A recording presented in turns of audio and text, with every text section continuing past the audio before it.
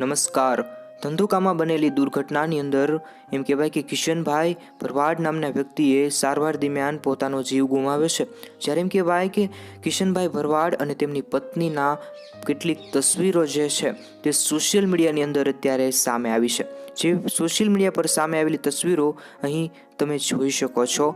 કિશનભાઈ ભરવાડને ઓમ શાંતિ પાઠવવી ખૂબ જ જરૂરી છે. તેમની આત્માને ભગવાન શાંતિ આપે તેવી પ્રાર્થના કરીશું. કોમેન્ટમાં ઓમ શાંતિ અવશ્ય લખીશું.